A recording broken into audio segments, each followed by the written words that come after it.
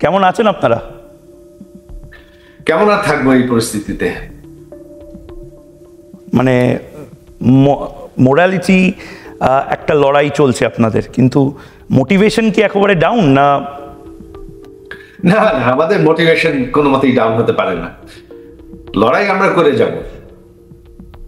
সজীব ভাই, আমি দেখছিলাম আপনি যেভাবে, আমি হুমকি বলবো, হয়তো হুঙ্কারই বলবো, আপনি বলেছেন যে আপনার দেশে আওয়ামী লীগকে যদি অ্যালাউ না করা হয় নির্বাচনে, তাহলে আপনারা এই মুহূর্তে গোটা বাংলাদেশে আগুন জ্বালিয়ে দেওয়ার মতন একটা পরিস্থিতি তৈরি করবেন এবং আওয়ামী লীগ সেটা করবে।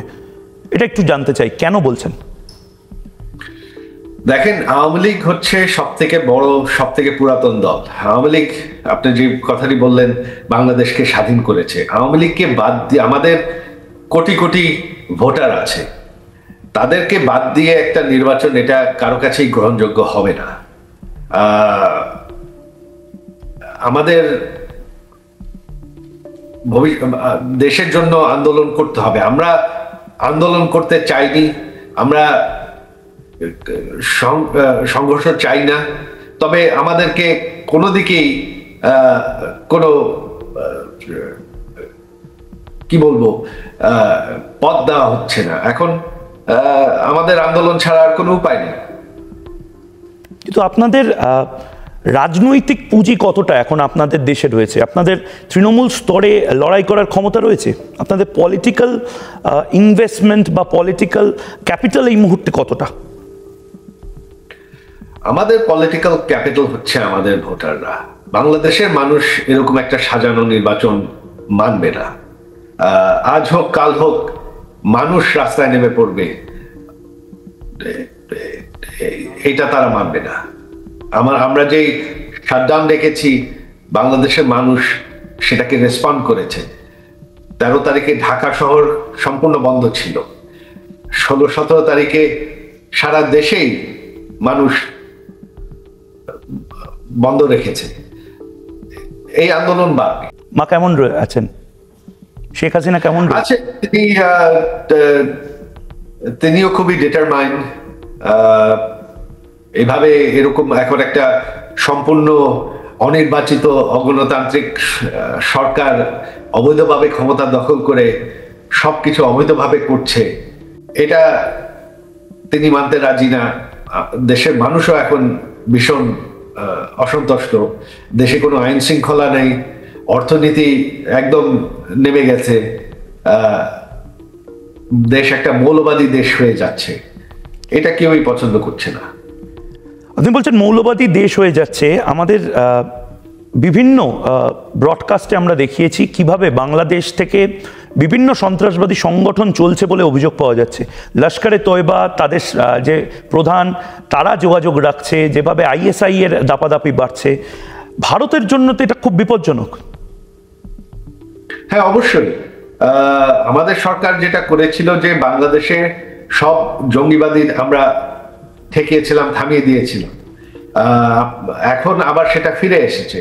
অলরেডি আপনারা দেখছেন যে লস্কর তাইবার কমান্ডাররা বাংলাদেশে গিয়েছেন, খোলাভাবে তারা বৈঠক করেছে, কথা বলেছে।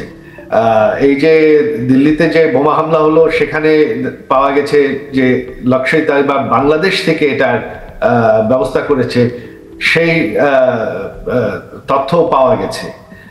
তারা এটার জন্য ক্রেডিট নিয়েছে। তো এটা ভারতের জন্য অবশ্যই বিপজ্জনক।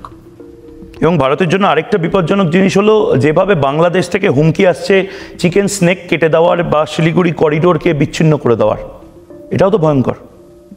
হ্যাঁ, অবশ্যই। এই ইউনূস সরকার হচ্ছে পাকিস্তানি, তাদের সাথে হচ্ছে জামাতে ইসলাম, যারা বাংলাদেশকে কোনোদিন পাকিস্তান থেকে স্বাধীন হতে চায় না। তারা 71-এ জঙ্গি হিসাবে আমাদের বাঙালি 3 কোটি বাঙালিকে হত্যা, 30 লক্ষ বাঙালিকে তারা হত্যা করেছে। তো এখন তারাই কিন্তু ইউনূসের সাথে আছে। তারা চাচ্ছে বাংলাদেশ পাকিস্তানের একটা অংশ হয়ে থাকুক। মানে এটা করা হচ্ছে কেন? মানে পাকিস্তানকে এখন মানে যেভাবে কাছে ডেকে আনছে মোহাম্মদ ইউনূস, মানে এটা তো গোটা উপমহাদেশের জন্য বিপজ্জনক। হ্যাঁ, অবশ্যই এটা তো তাদের সম্পর্কই হচ্ছে পাকিস্তানের সাথে, তারা সম্পূর্ণভাবে পাকিস্তানের সাথে জড়িত। পাকিস্তানকে তারা পারলে বাংলাদেশে নিয়ে আসে।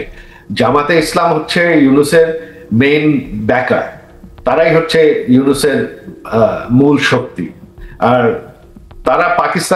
তারা বাংলাদেশকে পাকিস্তানে পরিণত করতে চায়। সজীব ভাই, আপনি নির্দিষ্টভাবে জানেন যে কিভাবে এই মুহূর্তে ডিপ স্টেট গোটা এশিয়া এবং নির্দিষ্টভাবে ইন্ডিয়ান সাবকন্টিনেন্টে থাবা বসাচ্ছে। 2024-এও আপনি ডিপ স্টেট নিয়ে কথা বলেছিলেন। এখনও কি আপনি বিশ্বাস করেন deep state actually problem create করছে? কিছুটা তো আছে, আগের মতন নাই। লাকিলি যেটা মার্কিন যুক্তরাষ্ট্রের নির্বাচনে তাদের সরকার বদলে গেছে, প্রেসিডেন্ট ট্রাম্পের সরকার এসবে বিশ্বাস করে না, তো মার্কিন সরকার আর সেরকম কিছু করছে না। তবে এটা রয়ে গেছে যে যারা আগে ছিল তারাই এটার সাথে ইনভলভ। একটু যদি এক্সপ্লেইন করেন, মানে আপনি খুব নির্দিষ্টভাবে বলছেন আমেরিকান ডিপ স্টেটের বা যারা যারা রয়েছে পাকিস্তান স্পেসিফিক্যালি, তাদের এই হাতটা এখন বাংলাদেশের মধ্যে রয়েছে? হ্যাঁ, এখন মূলত পাকিস্তানেরই হাত আছে। পাকিস্তানের সাথে তো তারা সম্পূর্ণভাবে, পাকিস্তানের থেকে বিভিন্ন ডেলিগেশন যাচ্ছে, আইএসআই এজেন্টরা বাংলাদেশে যাচ্ছে, খোলাভাবে তারা কাজ করছে, এটা বাংলাদেশে এখন চলছে। আর চট্টগ্রাম নিয়ে কি বলবেন? চট্টগ্রামে তো এই মুহূর্তে যেরকম ভাবে বিদেশিদের ছবি দেখা যাচ্ছে, আমেরিকান ড্রিল দেখা যাচ্ছে। হ্যাঁ, সেটা ওই আমেরিকান সাবেক সরকারের পক্ষ থেকে যেটা চেষ্টা শুরু করা হয়েছিল, সেটা কিছুটা এখনো চলছে। তবে প্রেসিডেন্ট ট্রাম্পের তারা আবার চায় না যে বিদেশে তারা মার্কিন অর্থায়ন খরচ করবে এই অন্যান্য দেশের বেস করতে। তো এখন সেরকম ভাবে মার্কিন পক্ষ থেকে কিছু হচ্ছে কিনা আমি জানি না, তবে সে আমার মনে হচ্ছে না। এই মুহূর্তে যদি খুব নির্দিষ্টভাবে বলা যায় আওয়ামী লীগের স্ট্র্যাটেজিটা কি, মানে এখন আওয়ামী লীগ মানে কোন জায়গায় দাঁড়িয়ে রয়েছে এই মুহূর্তে? আমাদের সমর্থন আছে, আমাদের কোটি কোটি ভোটার আছে, আমাদের লক্ষ লক্ষ কর্মী আছে। আমরা আমাদের আন্দোলন চালিয়ে যাব। সেটা কিভাবে, কেমন আন্দোলন হবে সেটা পরিস্থিতির উপর নির্ভর করবে। তবে এই মুহূর্তে আপনার আন্তর্জাতিক চাপ অতিরিক্ত প্রয়োজন। আমরা একা পারবো কিনা আমি জানি না। তবে ভারত যদি চায় না যে বাংলাদেশ এখন একটা পাকিস্তানের অংশ হয়ে যাক, আবার একটা জঙ্গিদের আস্থা হয়ে যাক, তাহলে ভারতের এখন আরো অ্যাক্টিভ হতে হবে। ভারতের ইন্টারন্যাশনাল স্টেজে ভারতের আরো বড় আকারের একটা সিদ্ধান্ত নিতে হবে, চাপ সৃষ্টি করতে হবে। আমি আরেকটু জানতে চাই আপনার থেকে টেররিজম নিয়ে, সন্ত্রাসবাদ নিয়ে।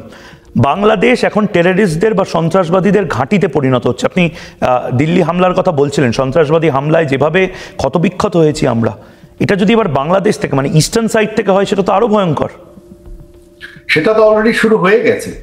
আর এই আগামী যে তারা যে একটা সাজানো নির্বাচন করতে চাচ্ছে আওয়ামী লীগকে বাদ দিয়ে, অন্যান্য দলদেরকে বাদ দিয়ে, তাহলে এটা ঠেকানো খুবই কঠিন হয়ে যাবে। বাংলাদেশে আর কেউ থাকবে না এটা ঠেকানো। বাংলাদেশের কোনো, তারা যে সাজানো সরকার বসাবে সেই সরকার তো এটা ঠেকাবে না, তারা এদেরকে করতে দিতে থাকবে। ওয়াজেদ ভাই, এই মুহূর্তে মোহাম্মদ ইউনূস খুব স্পেসিফিক্যালি, তার গভর্নমেন্ট খুব স্পেসিফিক্যালি বলে দিয়েছে যে তারা এই ইলেকশনে আওয়ামী লীগকে কোনোভাবেই এন্টারটেইন করবে না। আওয়ামী লীগ একটি সন্ত্রাসবাদী সংগঠন। এরপরে হোয়াট নেক্সট? এটা তো আমরা আমাদের আন্দোলন চালিয়ে যাব, যতটুকু সম্ভব আমরা করব। আমার বিশ্বাস আছে আমরা বিজয়ী হব। তবে এখানে ইন্টারন্যাশনাল একটা প্রেশার চলছে, একটা ষড়যন্ত্র চলছে। তারা খুব, বাংলাদেশে এখনো আছে, অনেকেই আছে যারা বিভিন্ন দেশের সাবেক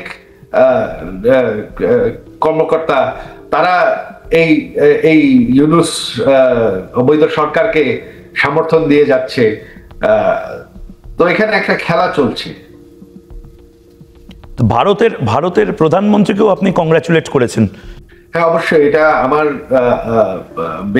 আমি ব্যক্তিগতভাবে ভীষণ কৃতজ্ঞ প্রধানমন্ত্রী মোদীর প্রতি যে তিনি আমার মাকে বাঁচিয়ে দিয়েছেন। মানে কেন, মানে আপনি কি আশঙ্কা করছিলেন? তখন যেটা একটা বাংলাদেশে তখন রীতিমতো যুদ্ধ চলছিল, কারণ তারা আপনার গণভবনে হামলা করতে যাচ্ছিল। হামলা করতে হলে আপনার তখন আমাদের সিকিউরিটি ফোর্সেস প্রস্তুত ছিল আমার মাকে রক্ষা করতে। তবে আমার মা তখন বললেন যে এটা করতে হলে শত শত লোক মারা যাবে, আর তাদের রক্ত তিনি ওনার হাতে চান না।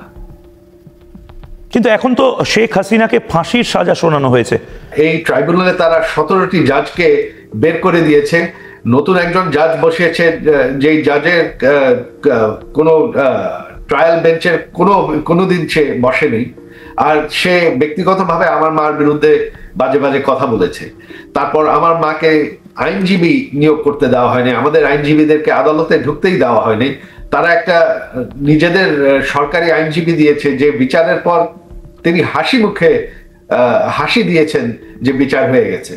তো এটা তো একটা সম্পূর্ণ যে একটা সাজানো রায়। এই যে সাজানো রায় দেওয়া হয়েছে বলে আপনি বলছেন, এটাতে তো আপনাদের ফেরা এরপরে বিপজ্জনক হয়ে গেল। আপনারা কোন জায়গা থেকে বলছেন যে আপনারা বাংলাদেশে ফিরবেন? বাংলাদেশের মানুষ এই রায় মানছে না, বাংলাদেশের মানুষ সাজানো নির্বাচন মানবে না। আর আওয়ামী লীগ সব থেকে বড় দল, সব থেকে পুরাতন দল। আওয়ামী লীগকে শেষ করা সম্ভব না। আজ হোক কাল হোক একদিন আওয়ামী লীগ ফিরে আসবে, এটা হবে। মানে এটা আপনি এখনো কনভিকশনের সাথে বলছেন যে আওয়ামী লীগ আজ না হয় কাল ফিরে আসবে বাংলাদেশে? হ্যাঁ, অবশ্যই হবে। মানে আমি আবার সেই জায়গাতেই ভোটার তো আপনার গ্রাউন্ড যাবে না।